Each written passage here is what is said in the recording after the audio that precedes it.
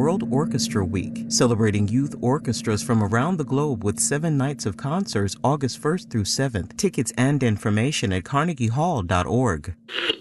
A New York institution 100 years in the making. WNYC has been a trusted source of news since flapper dresses and silent movies. A place to find reliable information, thought-provoking conversation, and smart entertainment. We've been talking with and listening to New Yorkers for a century. Your city, your stories, your station. Learn more about our first 100 years and see how you can join the celebration at wnyc.org/100.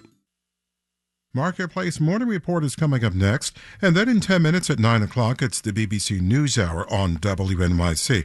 Let's check in with London and see what they're working on. Hello, London. Good morning, WNYC. I'm Rebecca Kesby, and on today's NewsHour, how will the failed assassination attempt against Donald Trump impact the Republican National Convention starting today? Trump says he's changing his speech to focus on national unity. Will that win over more voters? And what went wrong with security on Saturday? That's BBC NewsHour coming up at 9 on WNYC.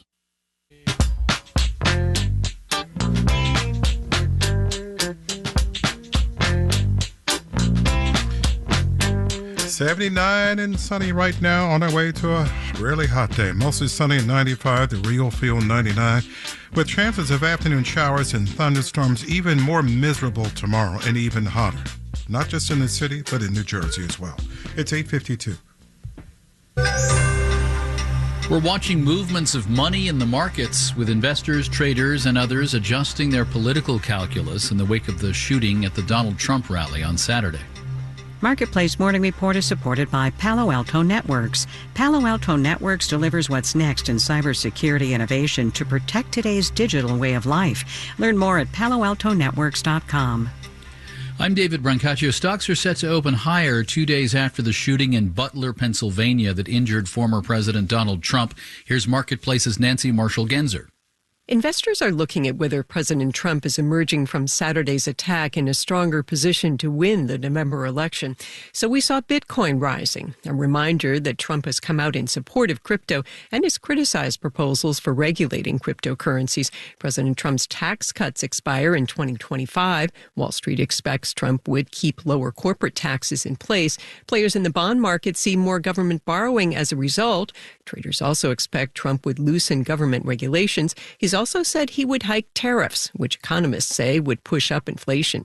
Investors are also waiting for more hints from Fed Chair Jerome Powell on when the Fed might lower interest rates. Powell is set to speak later today at the Economic Club of Washington. I'm Nancy Marshall-Genzer for Marketplace. Stock in Donald Trump's social media company is up 48% in pre-market trading, going from about $31 to $45 a share this morning.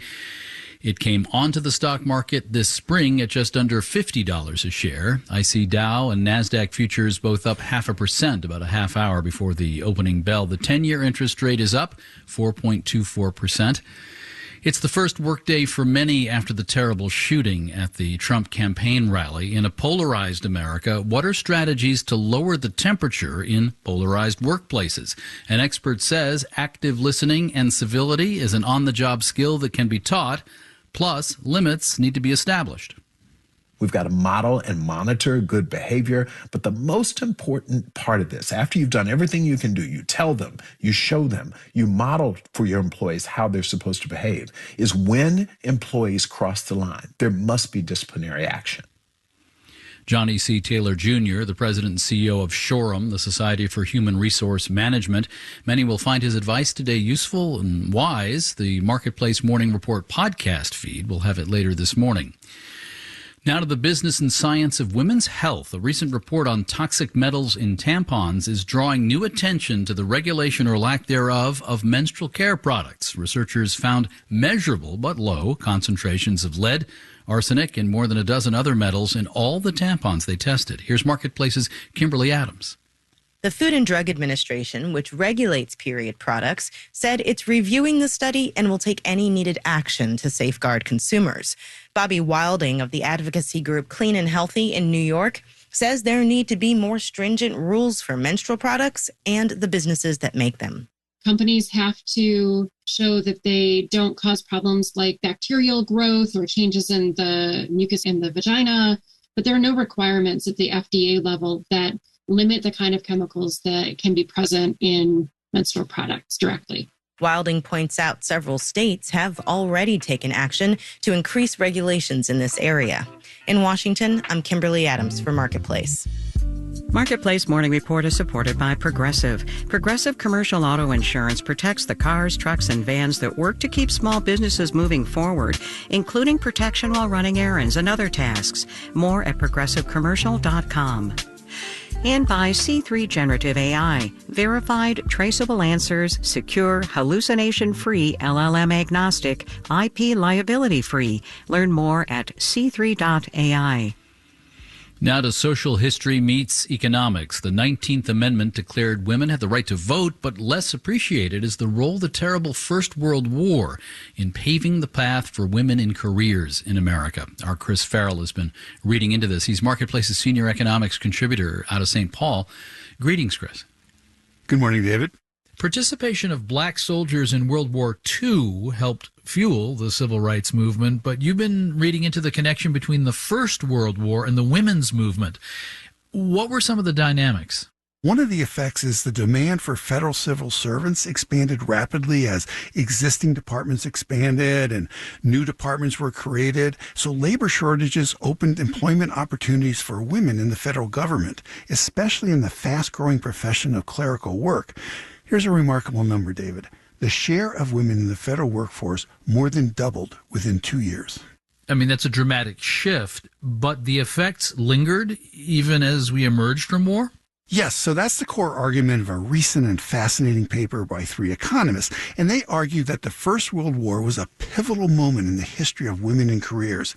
This increase in women workers in the federal government affected future generations by shaping and reshaping gender and social norms. And not just for the generation that got the federal jobs in the First World War. They looked at effects on future generations? That's right. So the study highlights the intergenerational transmission of gender norms, and they use the labor force decisions of the incumbent workers' children as their main yardstick. So, for example, they find that teenage daughters of civil servants exposed to female co-workers were more likely to work later in life, command higher income, and have fewer children. And they document that in cities exposed to a larger increase in women federal workers, there were persistently higher women's labor force participation in the public sector, as well as, modest increases in the private sector.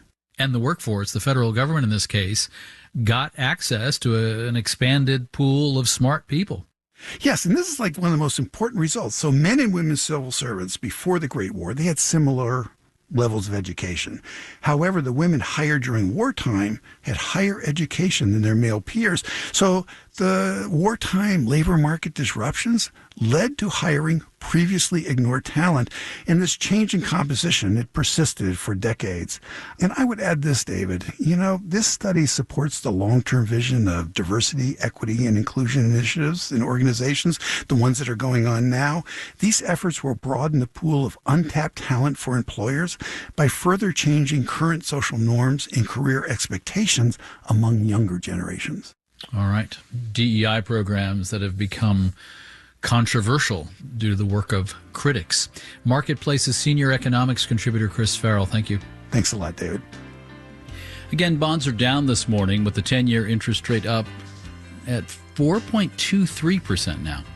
I'm David Brancaccio. This is the Marketplace Morning Report. We're from APM, American Public Media.